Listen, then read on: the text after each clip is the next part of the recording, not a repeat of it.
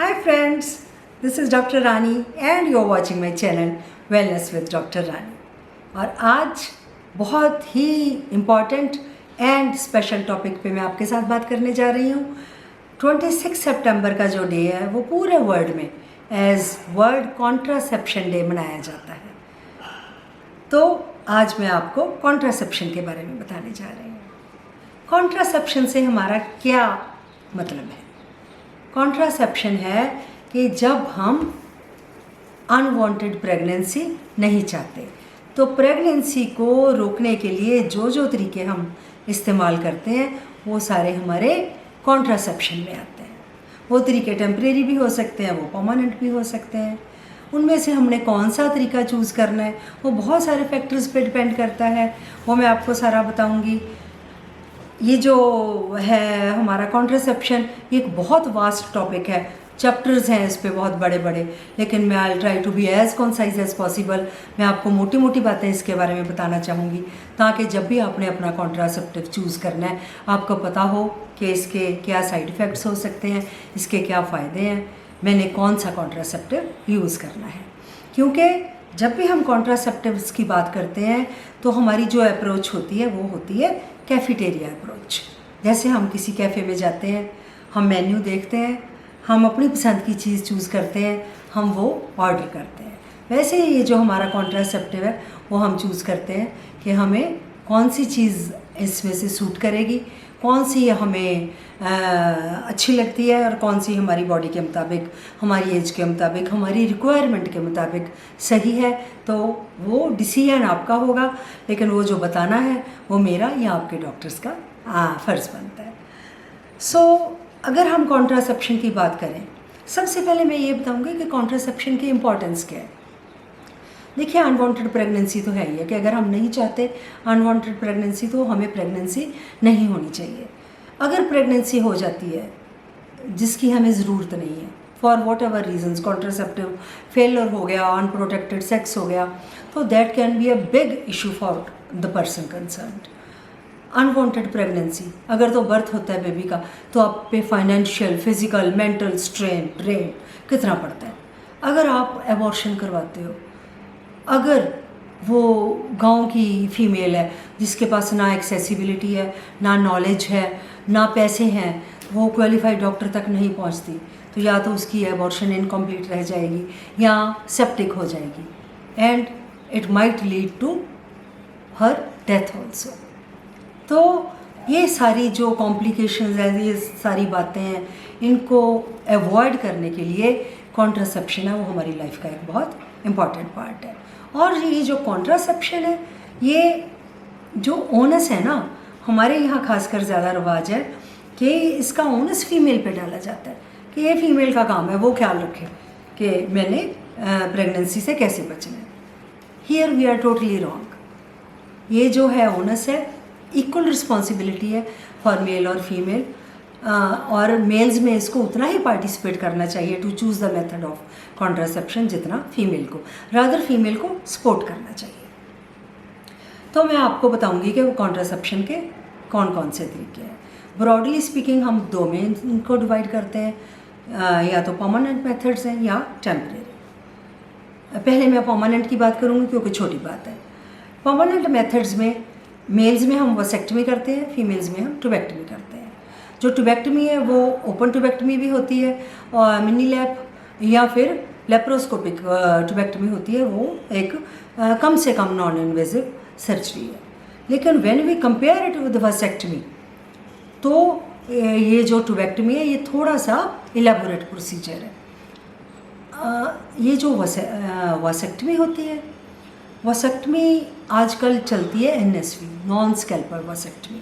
अगर आपकी family complete है, अगर आप चाहते हो कि आप परमानेंट मेथड चाहते हो अपनाना कोई, तो वसेक्टमी for a male person is the best option available that I can advice.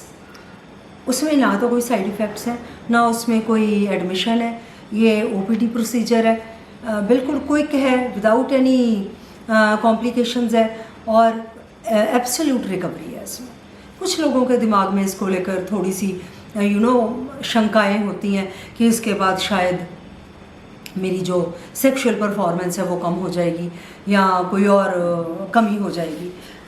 यहाँ इस प्लेटफॉर्म से मैं आपको ये बताना चाहती हूँ कि ये टोटल जो बातें हैं ये बिल्कुल मिथ्स हैं। इसका आपकी किसी भी परफॉर्मेंस पे, आपकी फ़िज़िकल स्ट्रेंथ पे, आपकी सेक्सुअल परफॉर्मेंस पे इसका कोई बैड इफ़ेक्ट या कोई भी इफ़ेक्ट बिल्कुल नहीं होता। You are as good as before, rather you are free from the tension कि मेरी वजह से अनवांटेड प्रेगनेंसी नहीं हो रही। सो ये तो है हमारे फीमेल्स में हम कब करते हैं परमानेंट मेथड। ट्यूबेक्टमी फीमेल अपनी चॉइस से भी करवा सकते हैं, फैमिली के डिसीजन से भी हो सकती है। मोस्टली हम कब प्रेफर करते हैं, जब फीमेल का बेबी है जो वो सिजेरियन डिलीवरी से हो रहा है। अगर सिजेरियन से हो रहा है, अगर दूसरा या तीसरा बच्चा है, आपकी फैमिली कंप्लीट हो गई, आपने डिसाइड कर लिया कि आपको और बेबी नहीं चाहिए, तो अलॉन्ग विद सिजेरियन आप अपने डॉक्टर से प्लान कर सकते हो, सलाह कर सकते हो, उनको पहले ही बता सकते हो सिजेरियन होने से कि जब आप मेरा सिजेरियन करेंगे तो उसके साथ आप मेरी ट्यूबेक्टमी भी कर देना, ताकि जो मेरी जो परमानेंट है वो हो जाए कॉन्ट्रासेप्शन, और मुझे उसके बाद उसका फिक्र ना रहे।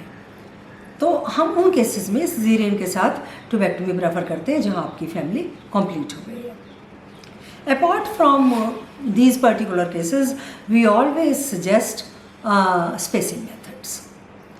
स्पेसिंग मेथड्स जो हैं वो उनके साथ आप पूरा रिप्रोडक्टिव एज है जो फीमेल की हम बोलते हैं कि 45-50 तक जो जब उसने अपनी फैमिली कंप्लीट करनी है तो उस पीरियड में वो स्पेसिंग मेथड्स के साथ ही अपना टाइम निकाल सकते हैं।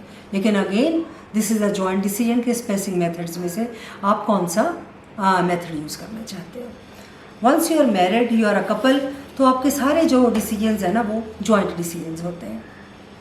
उसमें ये नहीं होता कि ये काम फीमेल का है, ये काम मेल का है। सारे काम है जो इंटरएक्सचेंजेबल हैं, आप एक दूसरे के काम कर सकते हो, आप एक दूसरे की हेल्प कर सकते हो। सिमिलरली जो कॉन्ट्रासेप्शन का ओनस है वो भी किसी एक पे नहीं होता, आप दोनों मिलकर डिसाइड करोगे कि आपकी सिचुएशन के मुताबिक आपको क्या सूट करता है। मैं आपको पहले बता दूं कि हमारे यहाँ जो मेन जो मेथड्स हैं वो वही पुराने चले आ रहे हैं, वही हैं आज तक भी। नंबर 1 पे स्पेसिंग मेथड है हमारा बैरियर मेथड कॉन्डोम। नंबर 2 पे है हमारी ओरल कॉन्ट्रासेप्टिव पिल्स जो फीमेल्स लेती हैं। नंबर 3 पे है हमारे इंट्रायूट्राइन डिवाइस जिसको हम आम भाषा में कॉपर्टी भी बोल देते हैं। इसके अलावा एक हमारी होती है एमरजेंसी कॉन्ट्रासेप्टिव पिल, उसके बारे में मैं आपको ब्रीफ में बताऊंगी थोड़ा सा। हर मेथड की मैं आपको प्रोस कॉन्स बताऊंगी कि इसके क्या फ़ायदे हैं क्या नुकसान है।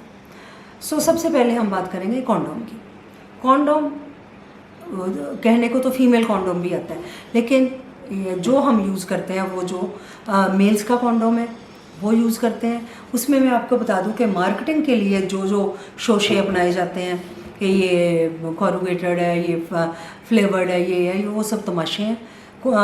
जो कॉन्डोम है वो कॉन्डोम ही है, उसका और कोई रोल नहीं होता। कॉन्डोम सिर्फ हम प्रेगनेंसी रोकने के लिए यूज़ करते हैं। और क्या फ़ायदे हैं इसके कि इससे आपको एक तो सेक्शुअली ट्रांसमिटेड डिजीज़ नहीं होती, जिसमें गोनोरिया हो सकता है, सिफिलिस हो सकता है, आपको HIV सबसे बड़ी वो हो सकता है, इवन जो हेपेटाइटिस बी है वो हो सकता है। तो आपने अगर कॉन्डोम आप यूज़ कर रहे हो एज अ मेल तो उसमें आपको कोई हेजिटेशन नहीं होनी चाहिए। अगर आपके मल्टीपल सेक्सुअल पार्टनर्स हैं या आप किसी ऐसी फीमेल के साथ सेक्स कर रहे हो कि आपको उसकी सेक्सुअल हिस्ट्री पता नहीं है, तो और भी ज़रूरी हो जाता है कि आप अपने आप को बाकी बीमारियों से बचाने के लिए भी कॉन्डोम का इस्तेमाल करो। और अगर आप कपल हो, मैरिड कपल हो, तो प्रेगनेंसी को रोकने के लिए कॉन्डोम एक सबसे बढ़िया मेथड है।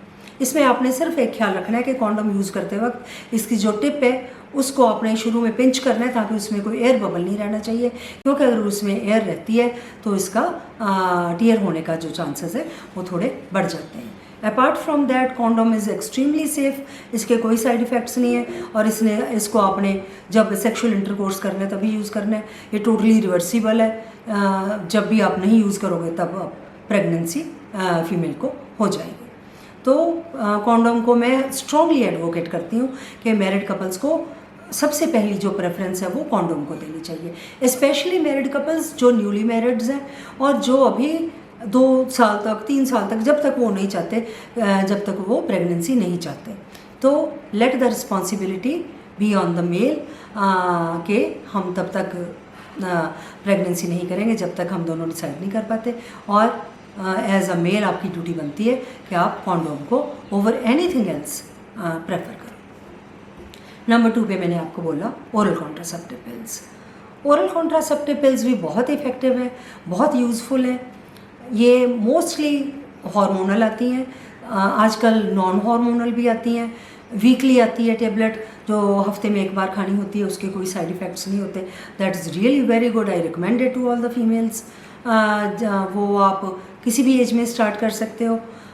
जो हार्मोनल पिल्स हैं वो 28 के पैक में आती हैं, वो आपने डेली एक खानी होती है, लेकिन उसमें कुछ कॉन्ट्रा इंडिकेशंस हैं, कुछ उसके साइड इफ़ेक्ट्स हैं, वो मैं आपको बताऊंगी। कि जो ओरल पिल्स हैं वो आप किसी भी एज में ले सकते हो। अगर आपके पीरियड्स रेगुलर हैं तो आप पीरियड्स के 5th डे पे आप इसको स्टार्ट करते हो। ये यूजुअली जो पैकेट आता है उसमें 21 डेज़ जो हैं वो ओरल कॉन्ट्रासेप्टिव पिल्स होती हैं। 7 जो पिल्स हैं वो तो या तो आयरन की होती हैं या प्लेसिबो होता है, कोई ना कोई सप्लीमेंट है। जो इफ़ेक्ट है वो सिर्फ वो जो 21 टेबलेट्स हैं उनका। 5th डे पे आप स्टार्ट करोगे, 21 टेबलेट्स पूरी हो जाएंगी। 5th day of periods means आज आपके पीरियड्स शुरू हुए तो आज को आपने 1st डे काउंट करना है। 5th डे पे वेदर आपको ब्लीडिंग हो रही है या नहीं हो रही, पीरियड्स बंद हो गए हैं या आ रहे हैं, आपने उसको 5th डे पे शुरू कर लेना है। तो 21 डेज़ के बाद जब आप की ख़त्म हो जाएंगी वो वाली टेबलेट्स तो आपको विथड्रॉल ब्लीडिंग हो जाएगी। ब्लीडिंग होने के बाद आप वो जो सप्लीमेंट टेबलेट्स हैं वो लेते हैं और 5th डे पे अगेन आपका नेक्स्ट साइकिल है जो वो शुरू हो जाता है। इसको आप मिस नहीं कर सकते, इसमें आप गैप नहीं डाल सकते, क्योंकि अगर आप इसको मिस करोगे तो बीच में आपको विथड्रॉल ब्लीडिंग हो सकती है। अगर आपने मिस किया तो आपको प्रेगनेंसी भी हो सकती है। सो इसके बारे में जो मोस्ट इम्पॉर्टेंट मैं आपको सलाह दे सकती हूँ वो ये कि आपने टेबलेट मिस नहीं करनी। और नंबर 2, इसका आपने टाइम फिक्स रखना है। अगर आप मॉर्निंग में लेते हो तब भी इसका टाइम फिक्स, नाइट को लेते हो तब भी टाइम फिक्स। अगर बाई चांस आपकी टेबलेट एक दिन मिस हो जाती है, सपोज़ रात को आप खाते हो, रात को मिस हो गई, तो अगले दिन सुबह उठते ही आपने ये टेबलेट खा लेनी है जो रात को मिस की, और जो उस दिन की डोज़ है वो रात को जिस वक्त आप रोज़ लेते हो तब ले लेना है। इसमें आप गैप नहीं डाल सकते। तो इसका डिसएडवांटेज तो यही है कि आप सेक्सुअल इंटरकोर्स तो आप रोज़ नहीं करते हो, लेकिन आपको ये टेबलेट है वो रोज़ लेनी पड़ती है। लेकिन इसका फ़ायदा ये है कि ये आपको बहुत अच्छे ढंग से प्रोटेक्ट करती है। इसकी एफिकेसी रेट है जो हाईएस्ट है बाकी चीज़ों के कंपैरेटिवली। इसके साइड इफ़ेक्ट्स क्या हो सकते हैं?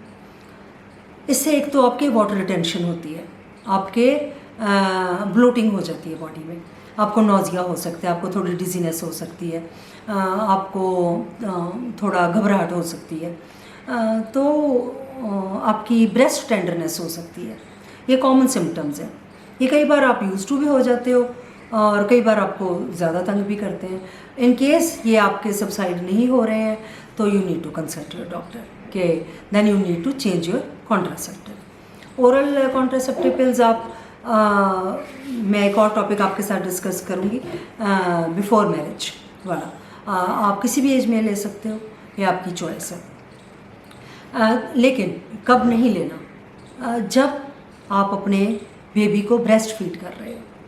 अगर आपका बेबी ब्रेस्ट फीड पे है तो उसमें ओरल कॉन्ट्रासेप्टिव पिल्स है वो बिल्कुल भी इंडिकेटेड नहीं है, क्योंकि ये हार्मोनल बेस्ड टेबलेट्स होती हैं। ये आपके हार्मोन्स को जो ब्लड ब्रेन बैरियर है तोड़ के आपके मिल्क में आ जाते हैं, तो वो बेबी पे उसका बैड इफेक्ट हो सकता है। सो ये बिल्कुल जो है कि टोटल कॉन्ट्रा इंडिकेशन है कि ब्रेस्ट फीडिंग मदर है वो अपने कॉन्ट्रासेप्शन के लिए कभी भी ओरल पिल्स नहीं लेते। तो एज सच ओरल पिल्स का और कोई आपको नुकसान नहीं है। ये जो वीकली टेबलेट आती है that is also very good, वो नॉन हार्मोनल है, वो अलग अलग नाम से आती है। सहेली की टेबलेट है वो मोस्ट कॉमनली यूज नेम है, तो वो आप हफ्ते में एक टेबलेट है वो आप खा सकते हो, that is very effective. Oral contraceptive pills के बाद मैंने आपको बोला था इंट्रायूट्राइन डिवाइस। उसमें हमारी जो है कॉपर टी जो मोस्ट कॉमन नाम उसको दिया जाता है वो है 3 साल से लेकर 10 साल तक के लिए होती है। आप डिलीवरी के बाद उसको रखवा सकते हो कि बच्चों में गैप डाल लें। Most of the times copper T use की जाती है पहले बच्चे के बाद दूसरे बच्चे के लिए गैप डालने के लिए। This is very effective. इसके क्या डूज एंड डोंट्स हैं? रखवानी आपने कब है? जब आपको पीरियड्स आके हटे हैं, आपके पीरियड्स ओवर हो गए हैं, तो उसके बाद विद इन 1 और 2 डेज़ आप इसको जाके रखवा सकते हो। It is a very simple procedure, OPD procedure है। इसका एक जो थ्रेड होता है वो सर्विक्स के बाहर रहता है, उसको खींचकर कभी भी इसको रिमूव किया जा सकता है। आप कभी भी रखवाएंगे तो क्वालिफाइड डॉक्टर से रखवानी है, क्योंकि ये बिल्कुल आपकी यूट्रस की छत के साथ जाकर ऐसे लगनी चाहिए। तो आप अनक्वालिफाइड डॉक्टर किसी को से नहीं रखवा सकते। तो जब भी रखवानी है पीरियड्स आपको आकर हटे होने चाहिए, और आपके कोई भी पेल्विक इन्फेक्शन नहीं होनी चाहिए। अगर आपको फाउल स्मेलिंग डिस्चार्ज आपके है, या आपके नीचे पेट में लोअर एब्डोमेन में पेन रहती है, आपको कोई पुरानी क्रॉनिक इन्फेक्शन है, तो कॉपर टी आपको इंडिकेटेड नहीं है। You have to be totally free of infection before you get a copper T. Copper T आपकी चॉइस है, आप कितनी देर तक रखना चाहते हो। जब भी आप सेकंड बच्चा प्लान करोगे, आप जाके कॉपर टी निकलवा सकते हो। इमीडिएटली आपके कभी भी प्रेगनेंसी हो सकती है।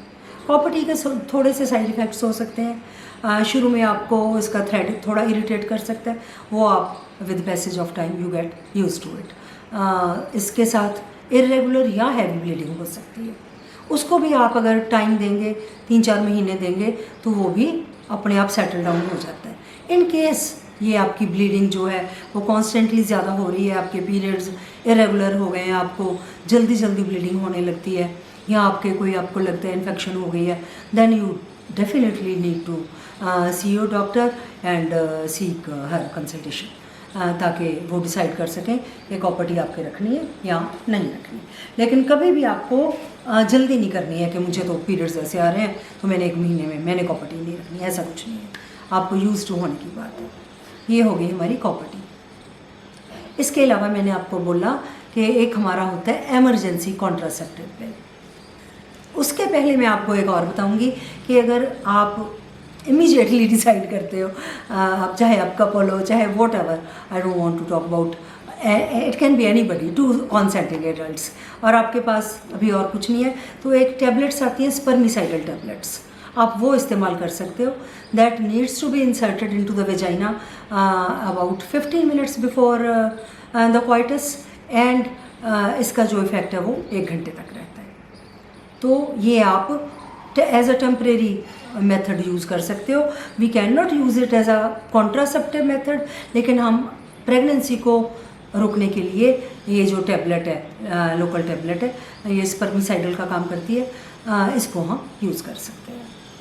अगर आपने अनप्रोटेक्टेड सेक्स कर लिया है फॉर वॉट एवर रीज़न, तो अगर आपको टेंशन है कि मुझे प्रेगनेंसी हो जाएगी, तो next day with in 72 hours of unprotected sex एक पिल आती है जिसको हम बोलते हैं ECP, that is emergency contraceptive पिल।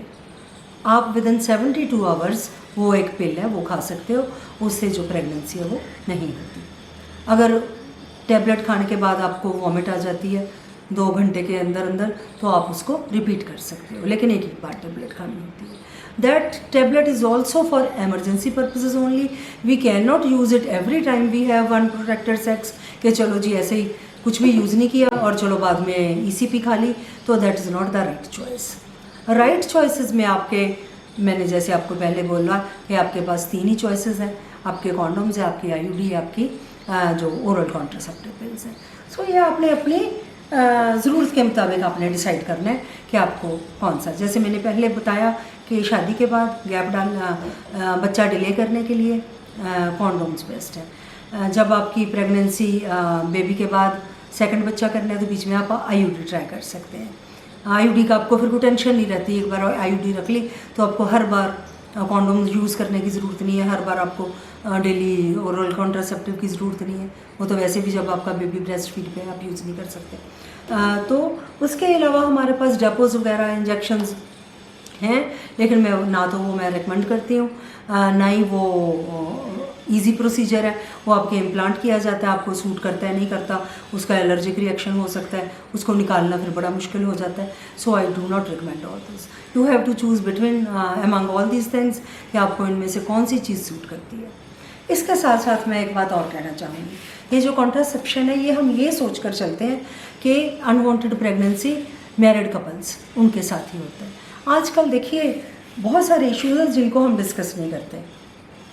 हमारे टाइम्स बहुत चेंज हो गए हैं, अब बच्चे घरों से बाहर रहते हैं, हमें नहीं पता बच्चे हमारे क्या करते हैं। जब बच्चे एडल्ट्स हैं दे डिसाइड फॉर देमसेल्व्स। पहली बात है बच्चों को टाइम पे सेक्सुअल एजुकेशन देना बहुत ज़रूरी है। दूसरी बात, बच्चों के साथ आप फ्रेंडली हों कि आप बच्चों से बात कर सको उनकी सेक्सुअल नॉलेज के लिए और उनको कॉन्ट्रासेप्शन के बारे में बताने के लिए। सो जब भी आपका बच्चा घर से बाहर जाता है +2 करके या जॉब करने के लिए बाहर जाते हैं, बच्चों को पता होना चाहिए कि मेरे पास क्या क्या ऑप्शंस हैं, और बच्चों को वो नॉलेज देना कहीं ना कहीं आपका एज पेरेंट्स फ़र्ज़ बनता है। सो चाहे आप यंगस्टर हो, चाहे आप मल्टीपल सेक्सुअल पार्टनर्स हैं आपके, चाहे आप अनमैरिड हो, अगर आप 2 कंसेंटिंग एडल्ट्स हो जो आप सेक्सुअल इंटरकोर्स कर रहे हो, अगर आप चाहते हो कि आपको अनवांटेड प्रेगनेंसी ना हो जिसके बहुत सारे कॉन्सिक्वेंसेस होते हैं जो बियर करने पड़ते हैं, उनको अवॉइड करने के लिए आपको कॉन्ट्रासेप्शन ज़रूरी है, और उसके मेथड्स समझने और उनमें से चूज़ करना वो आपका डिसीजन है। सो मैंने कोशिश की है कि मैं तेज़ बोलकर आपको फटाफट इन बातों के बारे में जितना बता सकूँ मैं बताऊँ। I hope you understood. मैंने ये भी कोशिश की है कि मैं कॉन्साइज़ करके बताऊँ आपको।